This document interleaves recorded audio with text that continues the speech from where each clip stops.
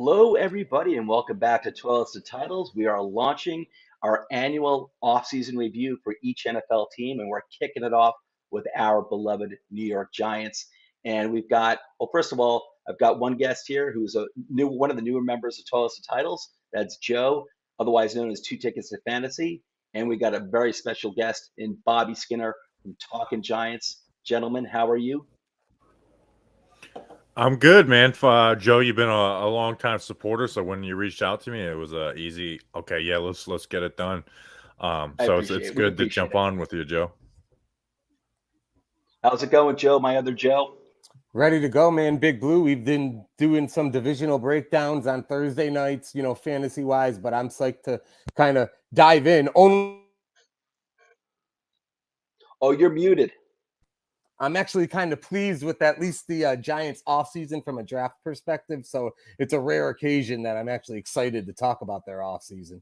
Yeah, no, same here. Really been looking forward to it. And again, Bobby, thanks for coming on.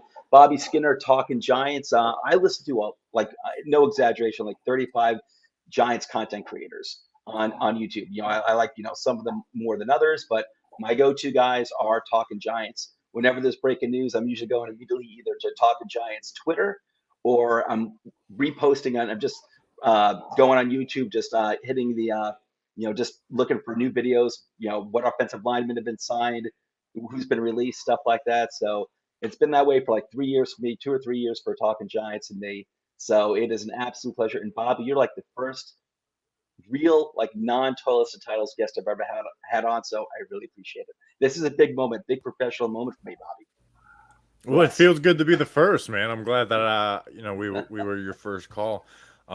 Absolutely. And I like the simplicity of our show's name, Talking Giants. So I could just always go say, hey, we're talking Giants wherever we go. We're talking Giants with everybody. Nothing beats it. I was thinking about launching my own program called Talking Giants with a G, but I thought maybe I'd get a lawsuit from John Boy Media, so maybe that wouldn't be good. Well, the worrisome thing was we weren't on YouTube for about the first year or so. Mm-hmm. And then when we were on YouTube, I searched Talking Giants, and then I see entertainers channels like Talking Giants. I'm like, oh god, like this is gonna be an issue. But we ended up becoming friendly, so it ended up working out. Oh yeah, no, you guys. I love when you guys get together too. You guys are a lot of fun. And how long you said? How long was Talking Giants around? I thought I kind of found you guys in the beginning there, like maybe fairly soon after Daniel Jones was drafted, because that's when I really started going on YouTube. Was that around the time you guys started? That's when we started doing Talking Giants, like the podcast and social media and stuff.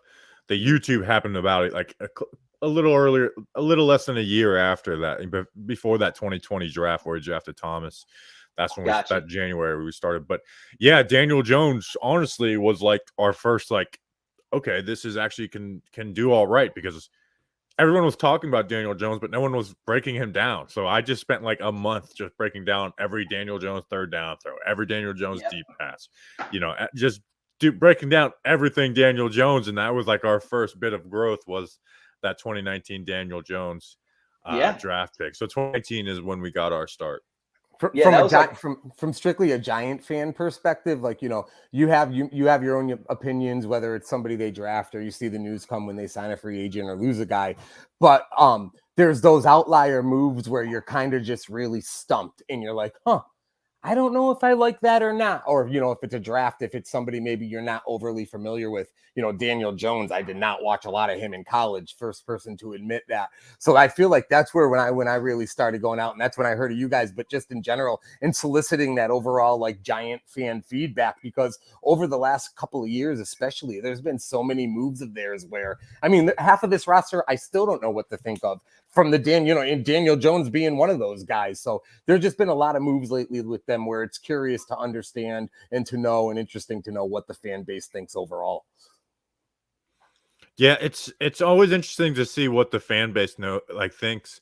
Like I remember last year when they traded down in that first round pick, we're on our live stream like celebrating it, and then we like look after the comments after talking for like 2 minutes, like, oh my gosh, everyone hates this right now, because everybody wanted Micah Parsons or Slater or somebody. Mm-hmm. So it's always interesting to see though, and it's always, we always know it's like, okay, we're about to have our opinion on this, and people are gonna hate it, but it's like just power through, and either 6 months everyone will be reminding you how dumb you are, or you'll get like a nice one "I told you so" tweet, and then you move on from it. So Yeah.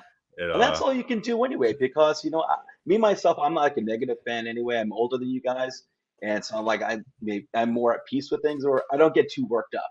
I'm always like, hey, listen, there have been plenty of moves in football or whatever, baseball, whatever it is, where you don't think something's going to work out, but a lot of decisions made over the past few years, I felt like, what, give it some time, and some of these players are talented, and like even Daniel Jones. I felt like originally I was like, I didn't want Daniel Jones, and it wasn't Daniel Jones so much. I just didn't want a quarterback in that draft class. Felt like a way to Eli Manning to, that we could sort of like hang on to for at least a little while until we got a quarterback that we really wanted. And but after he was drafted, all I saw was just a whole bunch of hate, and that's when I started going to YouTube searching for like positive Giant, positive Daniel Jones like outlooks or something like that. And I think that's how I came across you guys. Not that it was necessarily positive, but just just breaking it down and just talking about him instead of trashing the poor guy, So, but we are here to talk about the 2022 offseason. Giants fans, even if you're not Giants fans, just fans of the NFL, you're well aware the Giants had monumental changes this offseason, and it was crazy. And I was telling Bobby before the show started, and Joe before the show started, that I wanted to segue into the 2022 offseason by talking about real quick the 2021 season. We don't have to go into a lot of detail, but Bobby and Joe want to get your feeling on when, in your opinion, whether it was just like you had a bad feeling or it was when you knew. You take the question, run with it any way you want. When did you feel like the 2021 season was over and big changes were coming? For me, it was actually, I'm sorry, real quick. For real, it might have been the end of the Denver game 1, where normally I'm optimistic, and I just felt really, really had a bad feeling after that game. Go ahead. I was just going to say, Bobby, I'd love to hear what you think, because I feel like you're muted, Joe. Muted. I was on such a good streak of never doing that, and now that's 2 in a row. I'm the same way. All good, man. I feel like my level of cynicism with this team has just gotten so, now I can't even, just with the injuries alone, never mind their performance. So we beat a dead horse, Bobby. I'd love to know your thoughts, because I can't get out of my own head with these guys anymore. So after week 1, all off season, you had for us at least, we had the Jason Garrett cloud looming over our head. I like you, Joe. I'm not like the most negative fan, I also like I always try to remember, it's like, hey, these guys get paid a lot of money to do this. They know more than this. Like, try and figure out why they're doing it, not just bashing, the results all the time. So like in 2019, I wasn't bashing Pat Shurmur the whole season. When they lost 9 in a row, I kind of got to a point where it's like, okay, if they fire him, I don't care. But I was like, okay, I understand they're not winning game, but look at the progression of Daniel Jones, and this defense is an issue. And how about Saquon's rookie year too? That was one hell of a performance.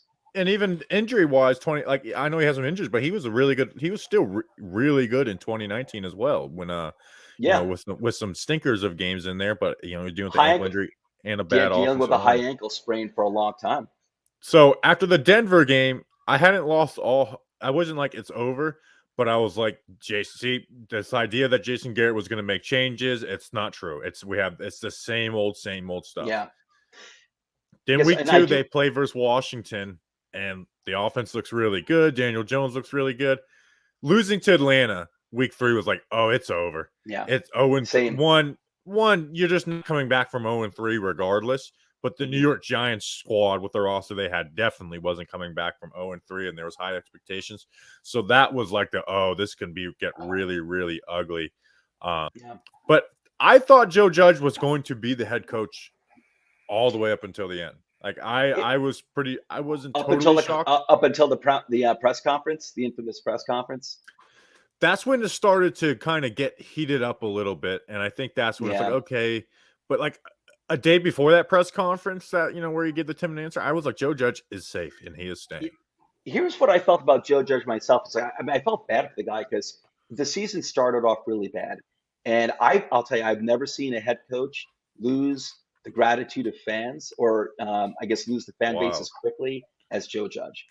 And you know what? I want to like backtrack a little bit on what I said before because I'd say the like really bad feeling. I'm not a Giants fan with rose-colored glasses, but I try to be analytical. And I'm like, I know this is a young team; it still has a ways to go.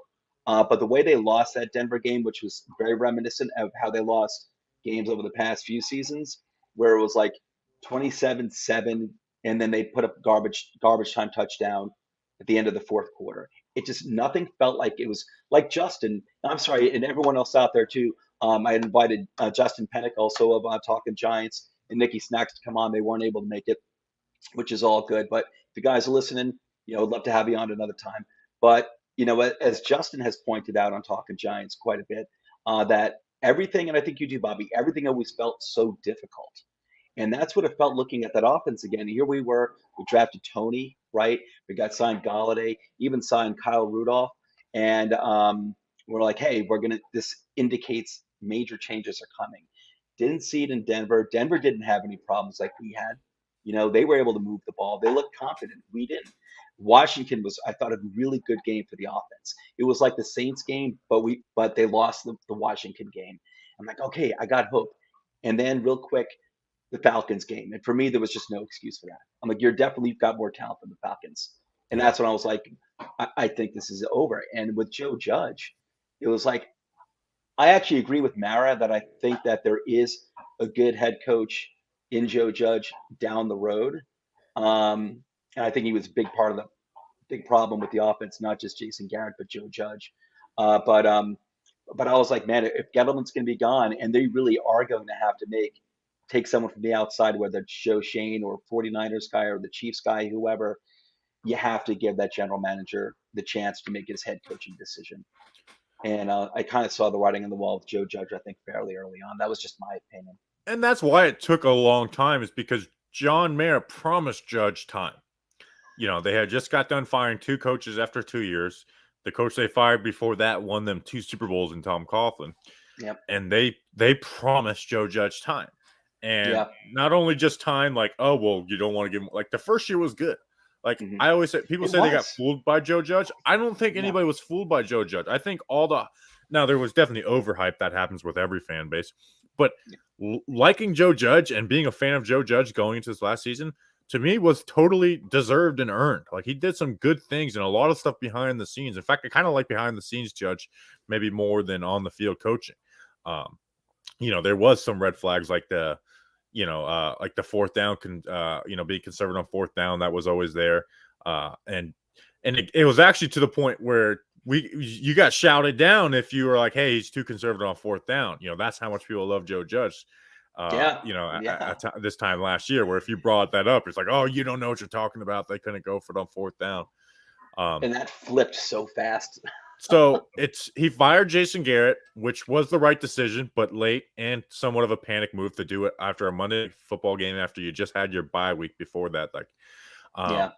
And then, he must have really just like wanted to like cry when he finally gets the ability to fire Jason Garrett, and then it's like, Daniel Jones is out. Like that had to be like just soul crushing for Joe Judge when that. And they haven't been able to catch a break from that perspective in freaking years. As soon as you do get a glimmer of hope performance wise, the injuries hit. And then just one other thing I was thinking about was, with Mara, just historically with the Giants, he hates the coaching carousel. He can't stand what that signifies for the organization, and the fact that it signifies an unstable organization, that they've had to put so many coaches out there in such a short period. That's not the nature of how they want to conduct business. But it's just the nature of what they've had to do based on the performance. Yeah. And it seemed like, and what you were talking about, Bobby, with Daniel getting injured right after the OC change, and like I said, I'm not a negative fan, but really, it seemed like just the way the Giants have been trending for quite a few years now, it just seemed like so Giants, like that had to happen at that time with Daniel going down with it. And I don't know if Freddie Kitchens is going to make a big difference, realistically. I think the offense. There was some scheme stuff I definitely didn't want Freddie Kitchens as the OC this year if they did keep Judge. Yeah. But there was some good stuff that Kitchens did that was a lot better than Garrett, and you actually saw some glimpses of it in that when Garrett got COVID in 2020. So it's again, I didn't want Freddie Kitchens. They at the end of the day, they made the right decision to move on from Judge. Even though Judge may have gotten a raw deal, like he definitely didn't prove that he deserved to stay with a brand new GM. So Yeah, and I think Mara made a lot of mistakes. I mean, I think some of the decisions they made last offseason with spending a lot of the money was, I think they made those decisions spending a lot of the money with the thought that Joe Judge at least was going to be here in yes, 2022. With what's his name, the salary Kevin cap Abrams. guru, that's Kevin Abrams. I'm just brain farting. I'm not trying to dismiss the man or anything, but I think they were like, hey, I've got at least 2 years, so I'm gonna get these pieces now, worry about 2022 that year. And, he's gone. And I do feel bad for the guy, but it needed to happen. And I think Authentic said, and I think he's probably got a point. If he fired Garrett a few weeks later, he may still have it. If he fired Garrett a few weeks later, he still may have his job. Maybe if he fired him a few weeks earlier. Yeah, A I few would weeks say earlier, Authentic. I think possibly. But man, that offense towards the end of the year was just like, we'll I don't never know what see I was anything as seeing. bad as that ever again. Like I've never. think about this, how Daniel Jones, was the offense good? Absolutely not. There were some good moments in there, but it wasn't a good offense. No. They got worse than they were not even putting up half of those numbers in the stretch without Daniel Jones. They were having like 80 yards passing per game in that stretch. Right. It was brutal. So I want to turn this and kind of move on, but stay on the same topic. Yep. Are you all in on Brian Daboll right now? Because you were in the honeymoon phase where it's like Joe Schoen could do no wrong, Brian Daboll could do no wrong. But I like Brian Daboll. He was my choice for the hire out of all the candidates that they interviewed. But I'm staying skeptical. I want to see it first, which I was with Judge at first too. Where if you like, I think we even did it. Like you answered us after that 49ers loss in 2020, we had a mailbag question. I remember it, and they're like, "What do you do with Judge?" And I'm like, "Well, if they're gonna fire Gettleman, they should fire. What is Judge doing? Like, I know it's really sucks to give a guy a 1-year gig, but you kind of got to start fresh," which was always the crux of my argument. Was like, why would you fire Shermer and not Dave Gettleman? But where are you at with Brian Daboll? Because I'm optimistic. They probably don't have the guy they want as their quarterback going forward with Daniel Jones, but we'll see what happens this year. Yeah. I'm optimistic because there's guys who can be really good play callers and coordinators, but they might not be good head coaches. So I'm very interested to see if this team does lose a lot of games, which is very reasonable. I don't think most people wouldn't be outraged. Like, yeah, I wonder how Brian Daboll is going to handle the heat, because he will get heat. Yeah, Joe, do you have any thoughts on that? Yeah, I mean, well, there's no reason right now to have faith in upper management hiring the right coach, right? Because we're on a bad streak. So I'm cautiously optimistic, understanding that the Giants as a franchise have been swinging and missing at this the last few years. I love that they come from Buffalo, the package, both guys. Obviously a winning culture up there, really loyal fan base up there, really special relationship the team in the city has. I think there's a lot of rebuilding of all of that to do with the Giants. So I'm hoping that those are the guys, as far as what Bobby says, like, let's see what happens. And I'm even thinking about this Kadarius Toney thing right off the bat that came out right before the draft, right? Like, let's see how he handles the first piece of drama, whether it's this Toney thing, we haven't heard much about it since, or whether there's another piece. And, the bottom line for me is he's got to get the players on board emotionally. He's got to get them bought in to whatever he's going to try to do and build there. And whether it's that Toney thing or the first thing that happens with OTAs, I'd like to see, what he does to get these guys playing for each other and playing for the franchise. Yeah. And for me, actually, Bobby, I'm with you. I'm kind of like, I was never like, I'm never like, whether it's Daboll, my view towards Daboll is the same as Joe Judge and the same as Pat Shermer. I'm always willing to give someone a chance. What I do really like about Brian Daboll and Shane as well, and the other coaching moves, is that it all makes sense. Like Pat Shermer, I couldn't be excited about when Gettleman, and it wasn't even an anti-Gettleman thing. I couldn't get excited about Shermer just because he didn't have like a resume of incredible success with other teams. He did have success, as the OC for Minnesota for a short while. Took him, went to the playoffs, and he did very, very well. And I actually did like Pat Shermer. I like the growth that I saw with the Giants under Pat Shermer. But Daboll is coming. I like the success he's had in Buffalo. I do get concerned, and again, it's not anti-Daboll, it's just analytical, I think. I do get concerned with I guess coaches who are just coming from programs with these superior quarterbacks, and you can't blame them. You're gonna poach from systems that are successful, right? Yeah. Not poaching from last year's Jaguars team, So, but I mean, I'm definitely as high on Daboll as any other candidate that would have been out there. Same thing with Yeah, he Joe was Shane. definitely the one I wanted. Yeah, I was happy with him. I mean, I love the way the Baltimore Ravens operate. They're just a smart team, and I've been happy. Well, we got Wink Martindale as the DC, but I guess Daboll was probably the guy that I wanted. I can't think off the top of my head of any other candidate that I was like, yeah, I got to get this guy. Bobby, Like what are you Daboll, hearing from the fan base on Daboll right now? And even Well, like, you hearing more excitement or kind of? It's all excitement right now. That's why you know how we talk about with Judge. It'll turn quick, and because right now it's a new GM, new head coach. They could do no wrong. Everything they do, And they got the draft perfect. right from the first. I guess they did seem to get the draft right.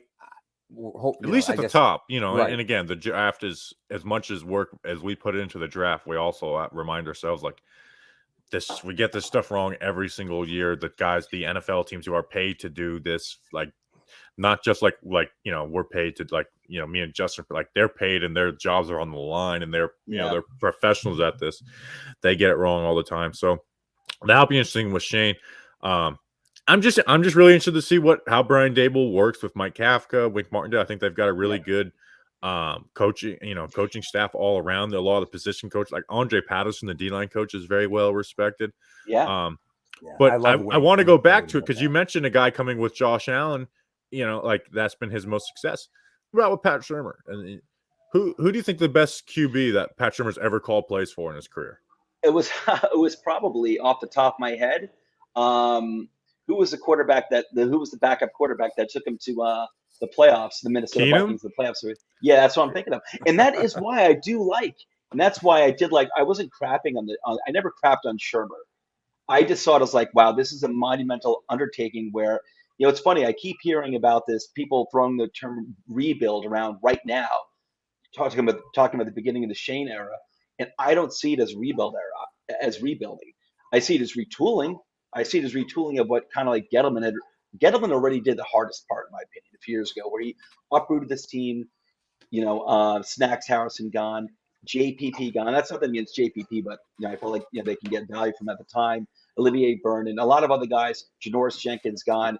He tore this team up from the roots and started from the ground up. And you can disagree or agree on. My only thing is, I agree with you right now. It's not a rebuild, but if Daniel Jones has a bad year this year and they now go out and have to draft a rookie quarterback going into next year, now you're in a rebuild. So it's not there yet, but we unfortunately have the potential for back-to-back rebuilds.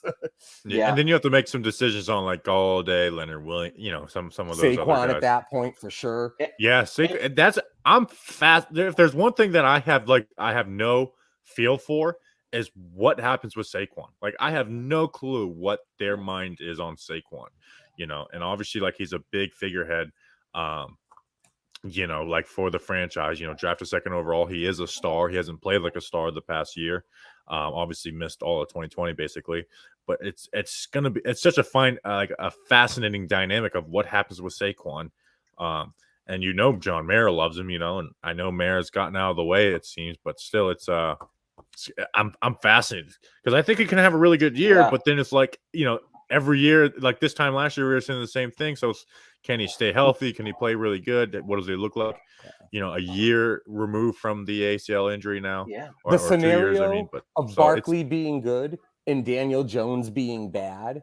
I know the NFL is not like the NBA or baseball with the trade deadline where it's a fire sale of all the bad teams. But if you have a healthy Saquon this year putting up some numbers, but Daniel Jones and the rest of that offense isn't doing the job, I don't know if it would be as simple as, hey, if we're 3-6 or whatever it is, weeks-wise when the deadline hits, let's make our move and get that extra pick, whatever. That's another thing I could never figure out is what the hell the compensation would be. I feel like it's all over the place. Yeah, and that's why it's like we've been on like they should trade Saquon this offseason, but it's also like, well, if they're only getting offered a 6, like I understand, even though here's my fascination with Saquon is, say he plays good this year, what type of contract does he get?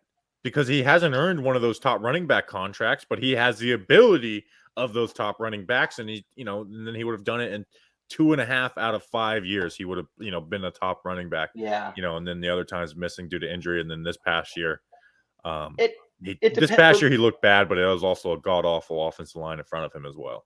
It was the worst offensive line I've seen, and the guy was coming back from major injury, Right. And also, like we said before, like I've never seen an offense that impotent that we've seen over the past years. I've never seen. It was unreal, man. Daniel Jones seemed like, aside from the horrible fumbles his rookie year, his rookie season, he did have, I thought a very good year, especially considering that he wasn't playing with a lot of weapons out there. Like you can never get Sterling Shepard and Golden Tate on the field the same day. Ingram was out most of the year. I'm sorry, Bobby. Go ahead.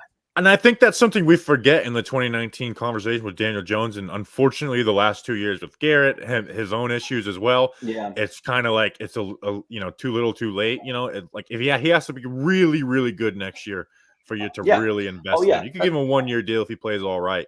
But if he just plays all right, like maybe you bring him back if you don't like any of the QBs in the draft, but you have Tyrod Taylor signed to like good money.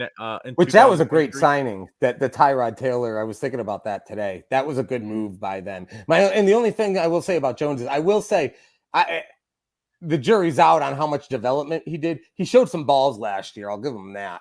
I feel like last year was the first time where Daniel Jones really showed a little moxie at the position. He's always shown that, but like that 2019 season, people are like, well, it wasn't like they were a good offense that year. It's like, no, they were ranked 19th, and the fumbles were a huge issue. Like we've never seen a QB fumble like that in NFL history, like crazy. The interceptions weren't like horrible, but they weren't, he wasn't protecting the ball very well. Think about the guys around him, and that's why I'm so excited for Daboll and Kafka, and still holding out just a slimmer of hope for Jones is because that offensive line was really bad. I mean, Nate Solder was like one of the worst left tackles in the NFL that year. And he had the worst production in the NFL that year. Was their left tackle. Mike Remmers was their right tackle. John Halapio was their center. Kevin Zeitler was good, and Hernandez was better than what he was this past year. And then the wide receivers. Darius Slayton was their wide receiver 1. Shep missed like half the season. Golden Tate missed like 4 or 5 games. The first 4 games due to the steroid stuff. Oh yeah. Evan Ingram Evan Ingram was playing really well and then got hurt, and then Caden Smith came in and played all right. So think about how bad the players were around him, and anybody who was being reasonable and not just like sticking with their draft takes was excited for Daniel Jones after that rookie season. But the past 2 years have kind of taken that all away, and that's why it was such a shame that he got hurt after they fired Garrett, because it's just too little too late with Jones, So it's like they gotta move. It's essentially he's a lame duck right now, unless he just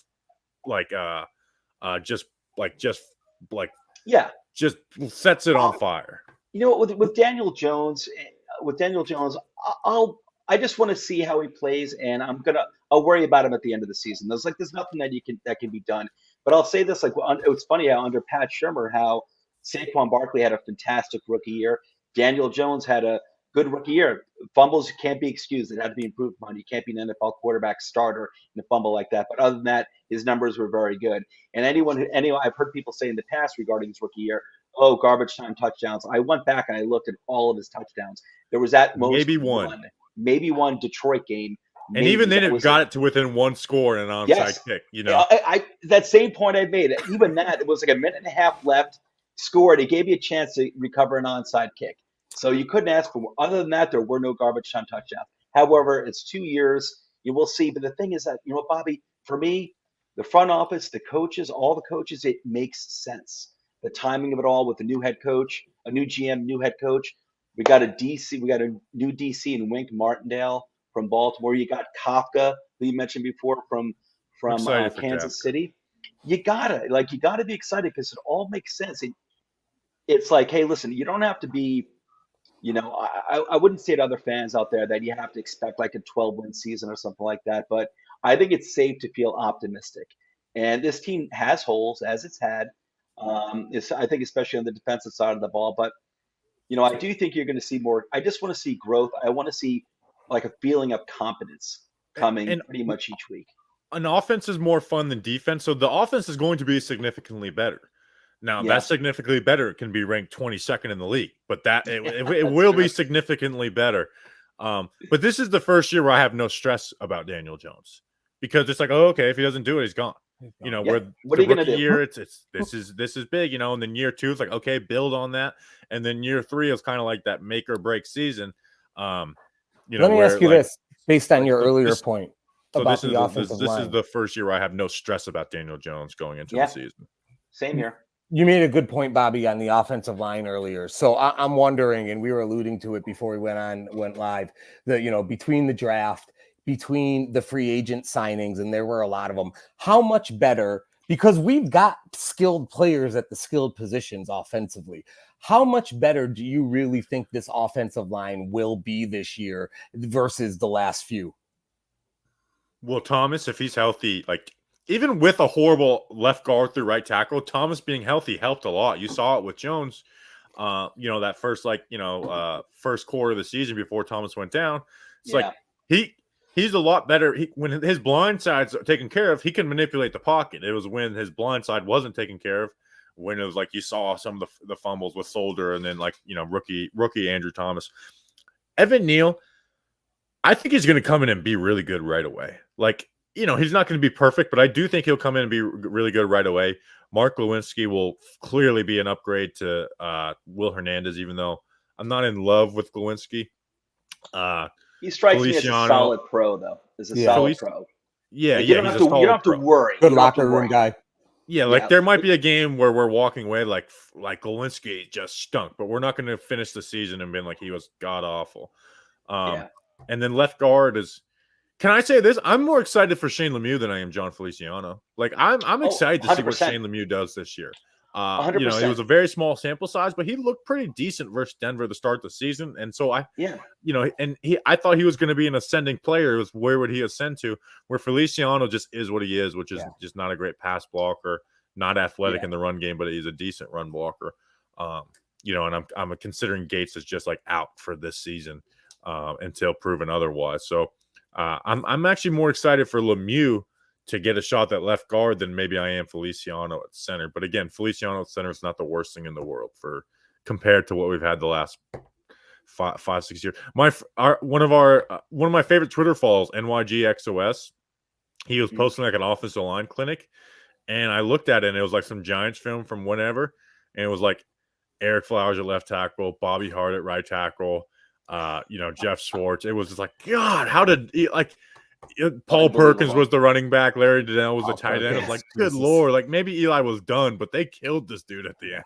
Yeah, there was so little talent on the offensive side of the ball besides Eli and OBJ and Sterling Shepard. By the end of his career, but the offensive line, it was malpractice. What have been going on for basically for the past 10 years. I've never seen anything like it in my life. Especially with this team. So the offensive line should be functional. And I'm more excited for the offensive line to be better in the passing game. It was very bad in the pass game last year, don't get me wrong. But that was the one thing where I kind of had some sympathy for Garrett. It's like they just can't get any semblance of a run game going. They just can't run the ball. It was like the only game where it's like, oh, they're running the ball was the Raiders game. And I remember what was that? Like week 8, week 9 or so? Going into every game in our preview, I was like, do not have any expectations for this team to run the ball. Stop saying if we can run the ball, it's not going to happen. The Raiders game was the only one where I went into it. It's like, we might be able to run the ball because this run defense is so bad. I thought and they ran the too. Ball well in that game. Yeah, so I thought we had a good matchup. Any semblance of a run game. It was pathetic. And it was funny but going back to what the point you're making about Lemieux, and I'm also excited to see him too. And I think people are kind of discounting him because of some of the veterans we've signed, as well as Izudu, who we drafted. The thing is that, going back 2 years ago, we were actually developing a good running game, a good power running game. And that was with Saquon injured. You had Gallman and you had Alfred Morris, and you had who were they running behind? The rookie Andrew Thomas, Lemieux, and Gates. Yeah, and Lemieux wasn't doing well in pass protection, but he was really good in the run game. And it's something to start from. It's like a base to build from. Yeah, like that. And Zeitler actually wasn't like the greatest run blocker, but he was definitely he was all right. Solid pro. He was a much better pass blocker. Like he was a really good pass blocker, even though he wasn't, like the end of 2020, Nick Gates was kind of like their best offensive line. Like Nick Gates had a better 2020 than Zeitler. Zeitler was ready to get, like, he needed to be, he had him going to Baltimore really refreshed him, and I was happy for him. I wasn't surprised.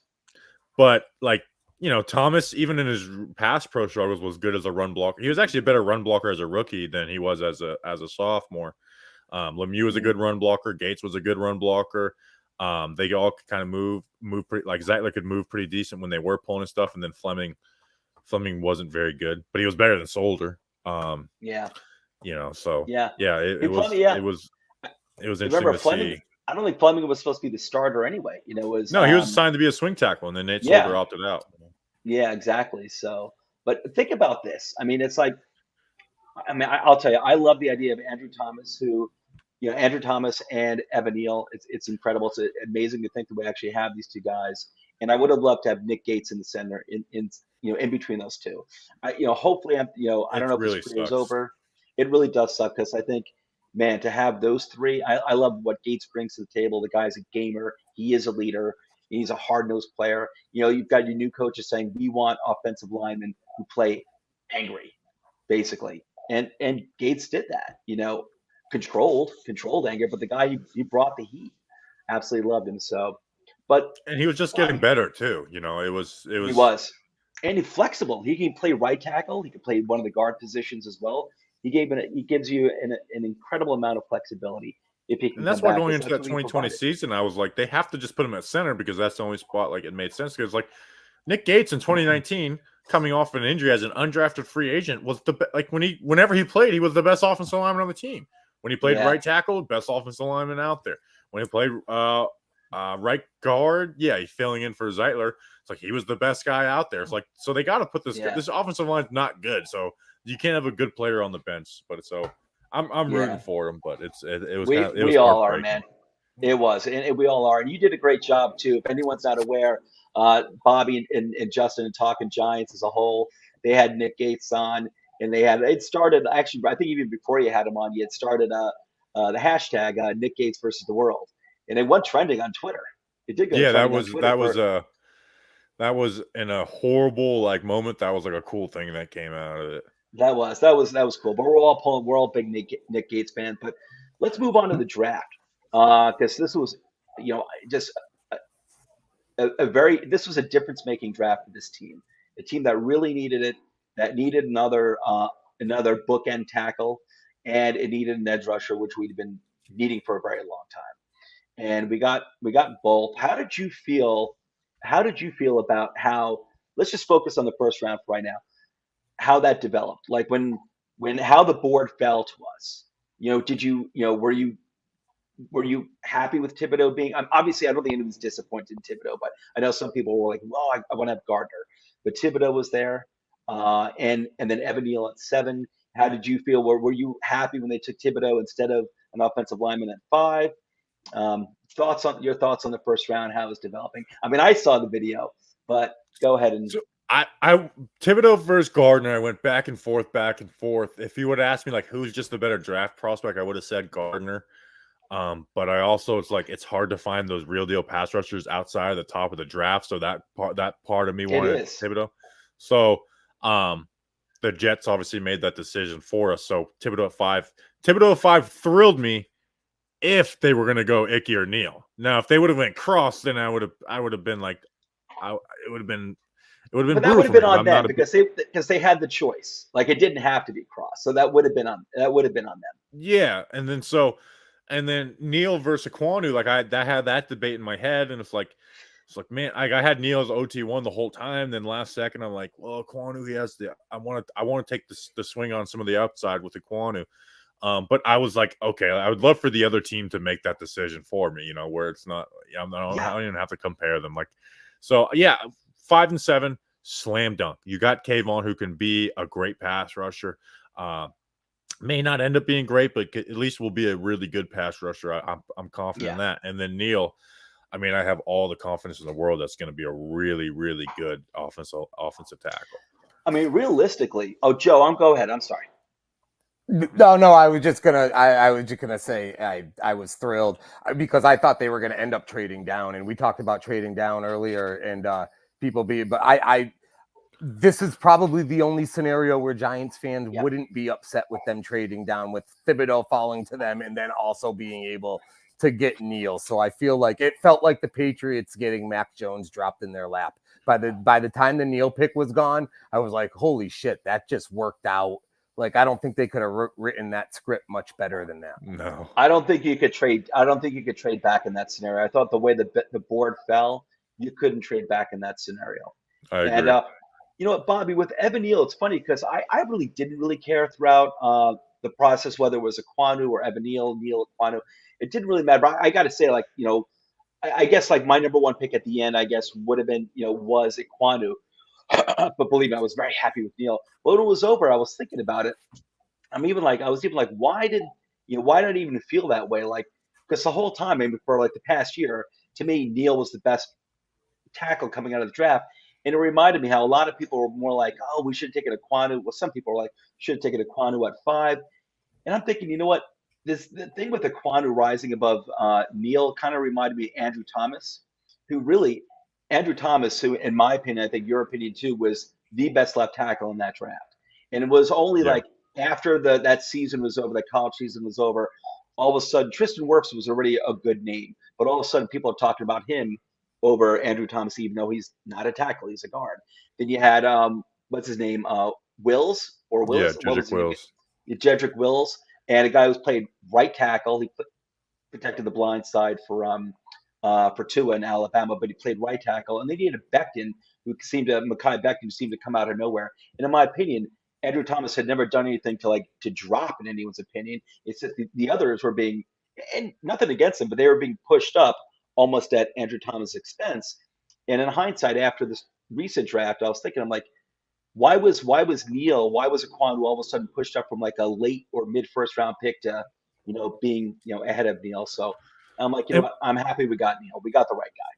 and the difference between Kwanu and Thomas, and why I was so confident in Thomas as offensive tackle 1, where Neal versus Kwanu, I kind of went back and forth, is that Thomas had great results in the SEC, but he had a lot to fix on his game. You know, Mm-hmm. like his pass protection stats at Georgia were great.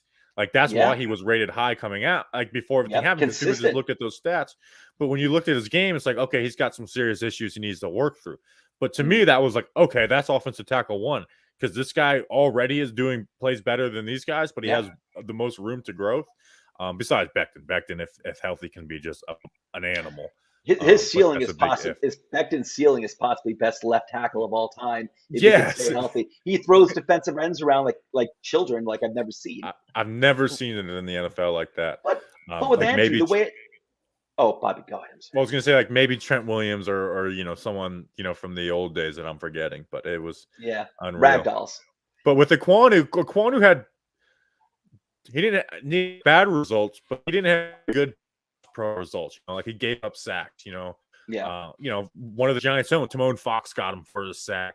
Jermaine Johnson got him a couple times, and then the opposite end from FSU got him for a sack in that game. So Aquanu, it's like, you love everything about him, but it's like, okay, he needs to like put together the production and work on a lot of his pass pro stuff. But I loved Aquanu, so I don't want to sound like I don't. But I that's why, like, for me, that Thomas was like clear cut. My one where Aquanu Neal I had a little more struggle with. Well, once we took Thibodeaux 5, we couldn't lose. Go ahead, Joe. I'm sorry. No, I was just gonna say, when most of my buddies, when we're talking about the Giants and the draft and going into the season, I feel like I get the most questions about the Cordell Flott pick, and especially with losing Bradbury now too, with getting Thibodeaux to finally have another legit pass rusher. It feels like it's been forever, even though it hasn't been that long. But to shore up hopefully the front 7 there.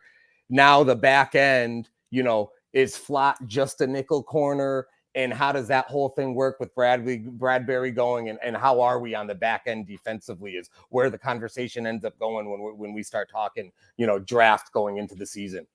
I don't think Flott is just a nickel corner, but I do think rookie year Flott hopefully isn't playing. I'm with you. Corner is a position where you can throw a guy out there and damage him by throwing him out there before he's ready. I'm really hoping they get some sort of experienced outside cornerback, even just a 1-year deal, not expensive, just to get that veteran body out there. Because I'm a little worried about.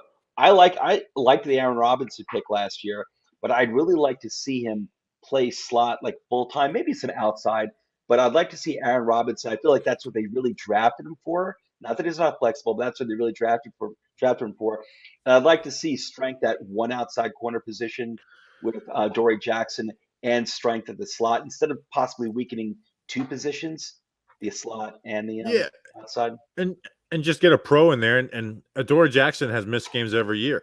My worry is not so much like Adoree Jackson, Aaron Robinson, and then Holmes are flawed in the slot.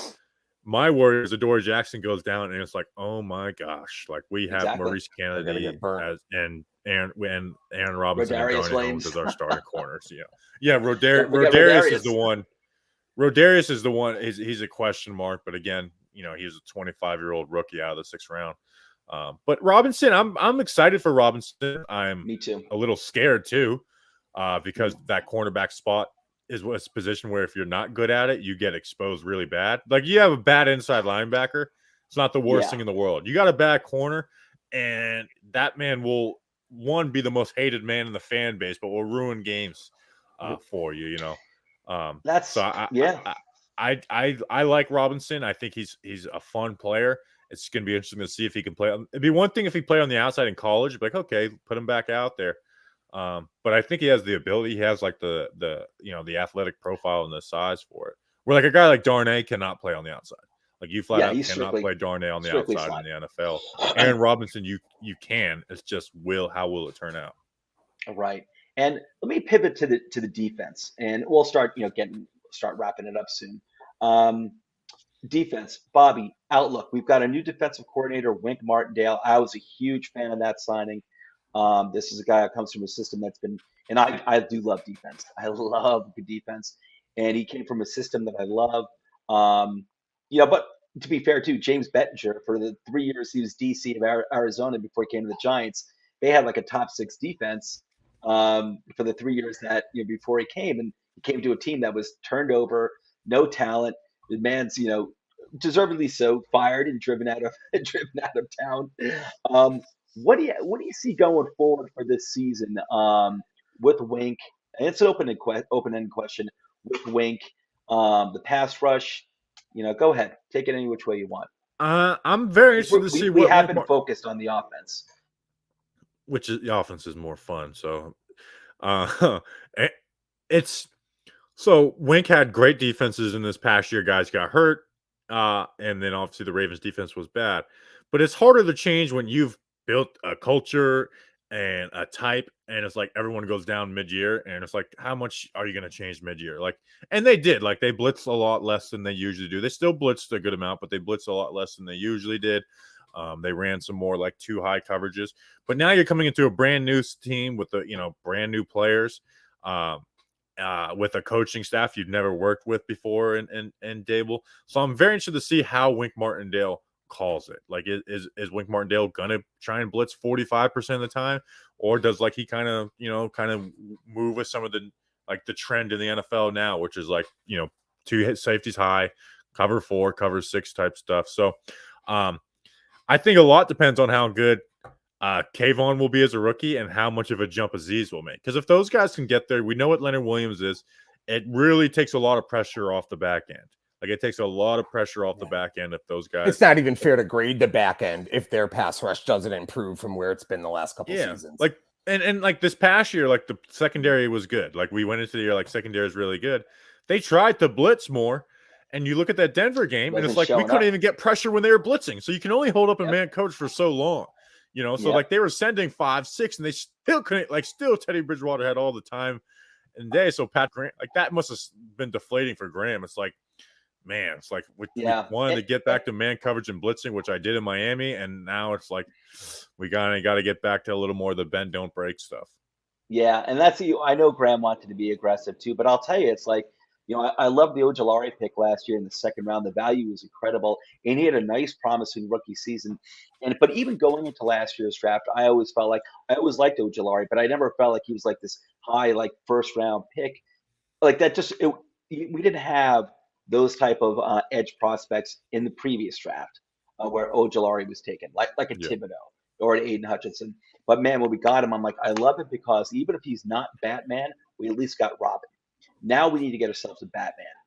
Leo Williams, I have is something separate, but now we need to get a Batman as an edge rusher, and we got it potentially in Thibodeaux. I mean, you can't ask for much more potential than we got in Thibodeaux. But man, imagine those two working together along with Leo Williams. Holy cow, potential's awesome. Yeah, so it's gonna be the defense is gonna be if Wink Martindale can make the defense like 15th. Can we be 15th? 15th feels like a little high right now, know. but if they're like 20, and that's why Brian Daboll's like the highest odds for coach of the year. Because I think teams look at this like if Wink Martindale can get just where this defense isn't pitiful like it was in 2019 with James Betcher, and like we talked about all about the offense earlier, like that's why Brian Daboll leads the coach of the year odds, because I think people look at this roster and they're like, it's not good, but it's not totally broken, and you got some good coaches on the staff. So if I'm not going to be playing the results on Wink Martindale this year, I'm going to be playing the what did you do situationally, how is this going to translate when you get better players in the next year, whether signing a corner or drafting whoever. That I'm not going to go like, I'm not going to judge the results a ton on the defense. It's going to be more of what they do. Like James Betcher, like my issue with James Betcher was not that it was ranked 30th. It was definitely a part of it. But it was like you have man coverage corners, and you're supposed to be this blitzing guy, and you just sit back, you rush 4, and you play, and you play scared defense. It was a hopeless scheme. Like they just went like you had Janoris Jenkins and DeAndre Baker, who were press man corners, and you never let them play press man, and you never let Jenkins follow a guy. Where remember the verse we've talked about 2019 like crazy. I told you, Joe, we were going to end up talking about 2019 like crazy. I'm all for talking 2019. Remember Green Bay and Chicago in 2019? They're just like, oh, they're not going to make Janoris Jenkins follow. We'll put Allen Robinson and Devontae Adams in the slot and just torch Corey Ballantyne. Like Corey Ballantyne's covering Devontae Adams and Allen Robinson because Betcher wouldn't let Janoris Jenkins follow those guys follow the top wide receiver around. So yeah, and you know what stinks? It's like I feel like we're actually getting this pass rush here. I'm not someone who like believes that it's all about pass rush, but obviously it's a huge component. We're all kind of drooling for it because it's sexy and it's fun and it's great to smack the other quarterback around. But I actually thought the previous few years, ever since they turned over the entire roster, that Gettleman and company had actually done a pretty good job of strengthening the defense in other areas, even though he couldn't get those premier edge rushers. In terms of, we used to have a really nice interior defensive line with B.J. Hill as our number 4 defensive tackle. We actually had compiled a deep secondary at cornerback and safety, but Peppers is gone, which I think Peppers would have been a great fit in Wink's defense. I would have loved to have seen him in Wink's defense. Yeah. Logan Ryan's gone. Bad contract, but, he was a vet. And Bradbury's gone. So I feel like now the pass rush is seemingly coming together on paper. We're kind of like, weakened ourselves in the other areas. But listen, this is still a team it's still a team that's building. And I think, with next year with, the good draft class and, and some money, with more money to operate with, I think this is the right crew to take this team, in the right direction. Yeah. I don't have a lot of stress going into this year because of where it's neither. year one. I don't have any, like we said before, I don't have a lot of stress with Daniel Jones. Here's where it's going to be like, and this will be talked about forever, here's my biggest, it's like, what happens if Daniel Jones plays decent? That was going to be really my final question to you. Is Daniel Jones the QB game 1, 2023, 2024? This is how it has to end with Daniel Jones. Not end as in like his career has to end with the Giants, but he's going to play well enough, I think, where you're going to be wondering, it's going to be a really hard decision. Do we tag him? Do we actually offer him like a 1-year or 2-year contract, like extension, something like that? Like, it's not going to be, oh my God, we've got Patrick Mahomes. He proved himself to be Patrick Mahomes Jr., and we're getting him this big extension. But I also think it's not going to be he's horrible, get him out of here. I have a feeling the Giants football fate is going to make it that it's going to be a hard decision, a very hard decision. It just has to be that way. Yeah, I think Daniel Jones, if that's the case, his fate for the Giants in 2023 would come down to, do they like one of the QBs in the draft and are they a spot to get one of those? I think that's what it comes down to. Yeah, because I think if he plays decent, you can get him on a reasonable 1-year deal. You don't even have to franchise tag him. I think you would be able to get him on a reasonable 1-year deal. So yeah. And I think Jones would probably rather do that than test free agency, because that's his best chance of, if he puts together 2, good years.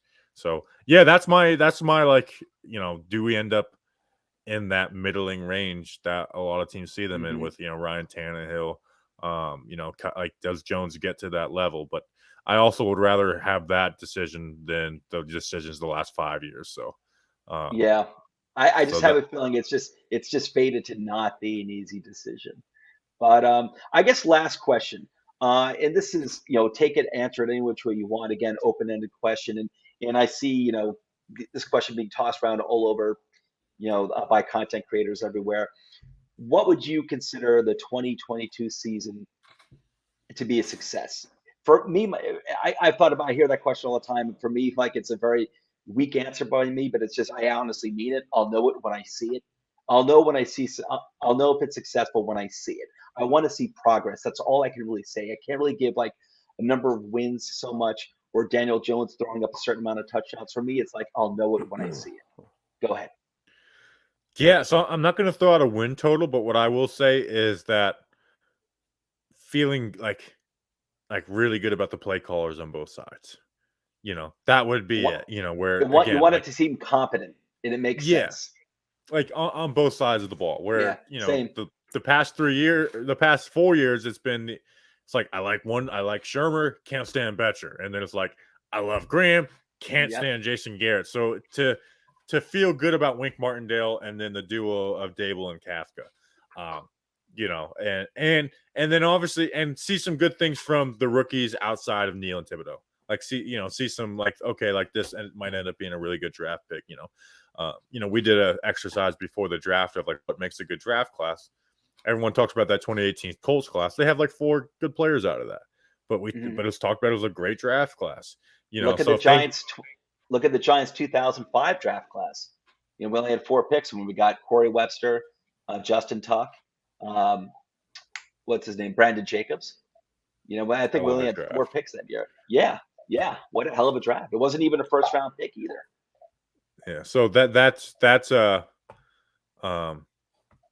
it. And then Authentic made a good point. We haven't won a game in week 1 or week 2 since 2016. That sucks so bad. Yeah. Okay. You know how much like winning week 1 will feel like the Super Bowl for Giants fans. Like it sucks. We've lost some bad heartbreakers every year. Week 1, week 2. We've lost some heartbreakers. We just want to win week 1. Give us a week 1 win where we can feel on top of the world and not feel like the season's over. I don't care if we go 1-16. Just make that 1 win week 1. Yeah. Get it out of the way. Just think about how much you look for, how much time we spend on it, doing these shows, the draft, free agency, even, paying attention to OTAs, a training camp, and then every year, 0-2. Every year we start out 0-2. It sucks so bad. It's painful. So yeah, give me a week 1 win. I don't care if we start off 1-3, but if that week, just give me a week 1. Yeah, that will be successful 2022. It would feel so good. It really would feel so good. Joe, how about for you? Success. What would be a success? What would it look like a successful 2022 season? It's unfortunate that we're not to the point with this team that we can even give a win total. What I would actually say, though, is I'd like to see us beat the really bad teams we play this year, and I'd like to see us be competitive. I mean, the Houston Texans played some competitive games last year, with a pretty shitty roster. So I'd like to see us be a little more competitive in games against some of the quality teams. I think we're going to see that. By the end of the year, if we can be within a touchdown against a good team, even if they're losses, in a little bit of Daniel Jones progression, I'd feel good about that. Yeah. I think we're going to see confidence across the board, but I think we're also going to have to allow for, there are weaknesses on this team. There are holes on this team, Yeah. so, but I think we're going to see a lot of progress, but I I guess want to that's it look for up me. something. Oh, go ahead, Bobby. Well, we're talking about week 1. No, you guys keep talking. I'm going to look up a stat. Yeah, no, it has been brutal, but you know what? I will put a win total out there. Like I'll say like 7 wins. To me, as long as everything seems to take care of those crappy teams, Joe, that you were talking about, and you know what? Those crappy teams are looking down at us too. They think we're crap. They look at us, they're like, Bears are looking at us like, oh, this is an easy win, So, but I do think we're not like as opposed to a few years ago when Gettleman first took over, turned over the roster. I don't think this is a talentless team. I think we actually have talent, not enough, but I think we've got talent and some good young talent too, to boot. But 7 wins, take care of like the lesser teams on the schedule, maybe get a surprise win in there, and I think this team is capable of it. And like I said, I do think we're going to see a lot more confidence. Just the hires this season. Look at even assistant general manager. Is it Brandon Brown? Is that his name? Brandon Brown from the Brandon Eagles? Brown. I like him a lot too. Yeah. I even just like that he was from the Eagles. I'm like, competent front office, man. I like it. The thing I was looking up is since 2017, the first 6 weeks of the season were combined 5-25. 5-25. And that's since what, 2017, right?